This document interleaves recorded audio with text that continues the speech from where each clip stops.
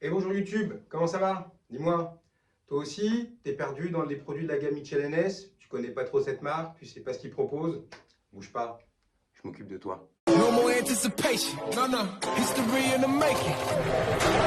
With the first pick. Pristine like the 16, feeling brand new like you never seen. Welcome to the future. Je tenais déjà à remercier Yacine et Jérémy pour leur coup de main sur la petite vidéo d'intro et sur le logo. Mitchell NS est une marque américaine très ancienne, qui a beaucoup plus d'un siècle, qui s'est spécialisée au fur et à mesure du temps dans la reproduction d'articles throwback, donc en français on dit plus vintage. C'est une marque qui a eu beaucoup de difficultés à ses débuts, jusqu'à même dans le milieu des années 80, qui était vraiment à deux doigts de la banqueroute et qui a connu un véritable boom sur ses produits de manière mondiale au début des années 2000, quand le phénomène rap hip-hop US a vraiment débarqué sur toute la planète, donc avec toutes ces clips, toutes ces stars américaines, avec des maillots de basket, des maillots de foot, etc. etc. Donc vraiment l'engouement sur cette marque est parti de là. Après ce boom des années début 2000, Mitchell NS a continué à progresser, à prendre de plus en plus de parts de marché et a été revendu à Adidas fin des années 2000, qui l'a géré pendant plusieurs années et ça a été racheté il y a un petit peu moins d'un an par le groupe Fanatics, donc on connaît très bien puisqu'ils ont vraiment le monopole sur tout le merchandising NFL entre autres, et un groupe d'investisseurs privés mené par le rappeur Jay-Z. Au niveau des produits NFL, Mitchell NS s'est donc spécialisé sur la reproduction de maillots et particulièrement ne faisait uniquement que les maillots dits de la gamme authentique. Donc ce sont des maillots, on le reverra après, qui reprennent exactement, techniquement, les mêmes caractéristiques que les maillots portés par les joueurs. Donc en authentique, ça donne ça, effectivement, donc le maillot de Charles Woodson que vous voyez ici, ou le maillot de Tim Brown que je porte sur moi avec ce magnifique patch de la 75e saison NFL pour la saison 94. Donc les maillots authentiques sont vraiment des maillots qui sont extrêmement qualitatifs. On verra après dans le détail le pourquoi. Mais la première problématique pour le consommateur, c'est que ce sont des maillots qui sont très chers. Donc quand Mitchell NS a été revendu à Adidas, a été lancée la gamme Legacy. Donc une gamme, on va dire, de maillots à des prix beaucoup plus faibles, un peu comme une sorte d'entrée de gamme, qui s'est appelée la gamme donc Legacy. Donc là aussi, vous voyez le Legacy de Charles Woodson. Chez Mitchell NS, pas de jour actuel, que des légendes, que des fans favorites. Vraiment, le principe, c'est de pouvoir mettre en avant des joueurs légendaires, des joueurs exceptionnels, dans des maillots qui ont marqué leur époque, qui ont marqué la NFL.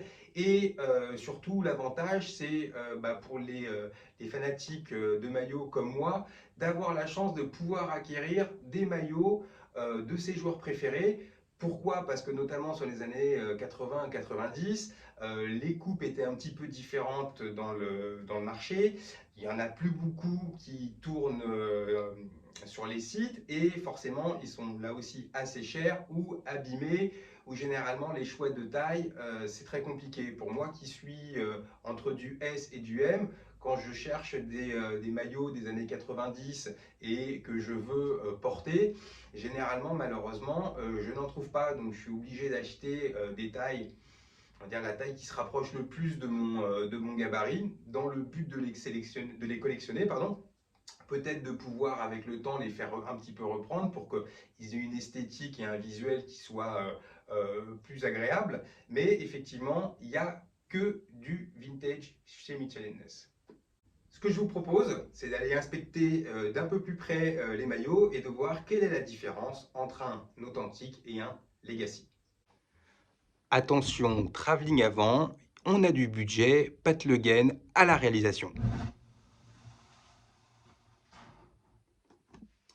On va commencer par le Legacy. Le Legacy, comme je l'ai expliqué, est un modèle d'entrée de gamme.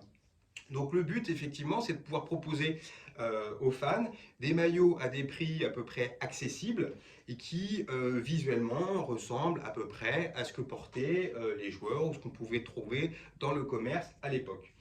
Tous les maillots de la gamme Legacy, quel que soit le joueur, l'équipe ou l'époque, ont exactement la même base de textile. C'est le même tissu coupé exactement de la même manière. Ça reprend les formes originales des numéros des équipes, mais vous pouvez vous apercevoir en termes qu'il y a quand même une petite différence visuelle, puisque qualitativement, le tissu qui est utilisé est forcément de beaucoup moins bonne qualité que celui sur les authentiques. On voit aussi une petite différence à ce sujet-là, où on s'aperçoit que les numéros au niveau des manches ne sont pas exactement les mêmes. Donc l'authentique reprend exactement les numéros comme les Portrait Raiders. Et là, ce n'est pas le cas. Donc ça reprend bien entendu le shield qui était en vigueur au moment de l'année de production. Forcément pour les maillots d'avant la saison 91, il n'y a pas de shield, ça c'est tout à fait normal. Au niveau du nameplate, c'est un nameplate qui est pas mal du tout, hein, qualitativement c'est sympa, mais là aussi ça n'a pas la qualité et le rendu d'un authentique. En termes de prix, ils sont revendus, vous en trouvez beaucoup maintenant, hein, dans beaucoup de sites français aussi les vendent, européens. C'est vendu en moyenne entre 120 et 130 euros. A priori, Mitchell & Ness va un petit peu augmenter ses prix.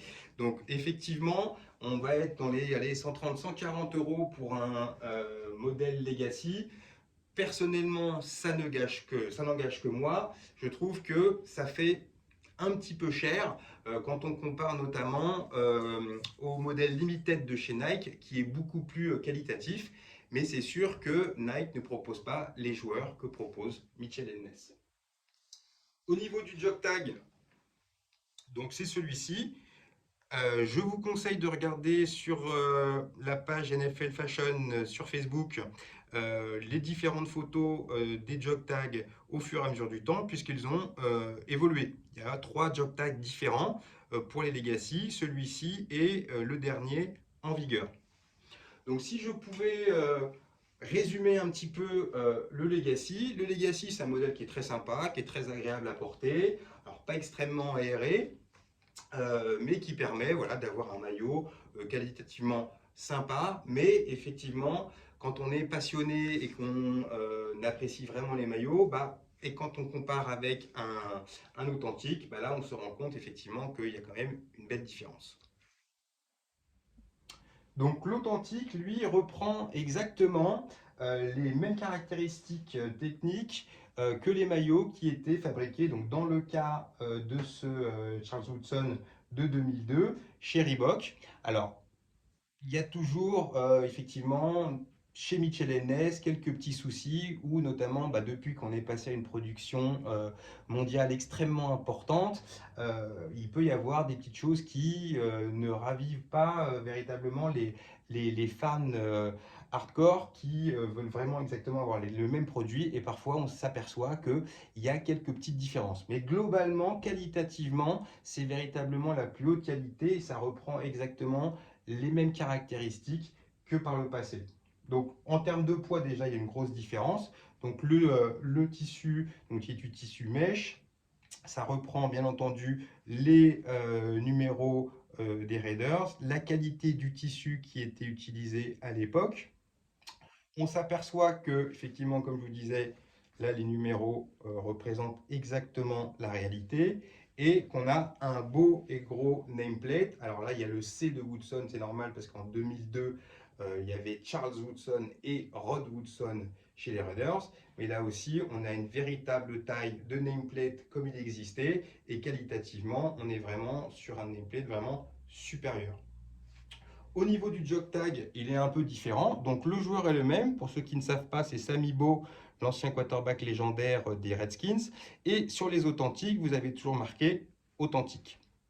Là aussi, je vous invite à regarder sur le groupe NFL Fashion les petites différences qu'on a au niveau des jog tags, puisque là aussi, ils ont beaucoup évolué au fur et à mesure des années, au fur et à mesure des productions, généralement dans le but de contrer la contrefaçon, car Mitchell & Ness était une marque qui a été extrêmement contrefaite et qui continue toujours à l'être. Là où le bas blesse pour les authentiques, c'est le prix. Là, c'est un petit peu plus compliqué à défendre, puisque les prix oscillent entre 250 et 325 dollars sur le site officiel de la marque. Donc forcément, les justificatifs pour pouvoir expliquer pourquoi un tel prix, c'est que forcément, il y a beaucoup de recherches qui sont faites, les matériaux sont exactement les mêmes matériaux qui étaient utilisés, donc forcément, ça demande une production beaucoup plus minutieuse, qui ne se fait pas forcément au même endroit, puisque ils ont leurs producteurs pour les maillots, pour le mesh, etc., etc. Donc, le prix, c'est véritablement le frein. Alors, on est quasiment maintenant à pas loin de 100 € de différence entre les deux maillots.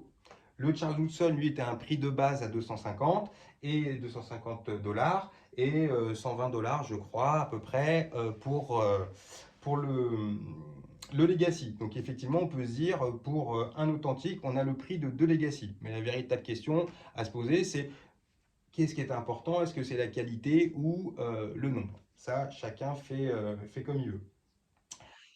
Ces maillots, vous les trouvez maintenant de plus en plus dans le commerce. Chose importante à savoir concernant les modèles Legacy, vous n'avez donc aucun patch dessus. Le Team Brand que je porte de la saison 94, en version authentique, vous avez le patch de la 75e saison. Dans la version Legacy, pas de patch. Pendant de nombreuses années, sur les sites marchands français et européens, il était quasiment impossible de trouver des modèles authentiques. Mitchell & Ness n'importait pour l'Europe que des Legacy. Mais les choses sont aussi un peu en train de changer à ce niveau-là. Il y a de plus en plus de revendeurs européens qui commencent à passer à l'authentique, parce que Mitchell & Ness, là aussi, sur son site européen, met de plus en plus d'authentique. Et de toute façon, vous en trouvez également sur le NFL Shop Europe et sur le Fanatics Europe.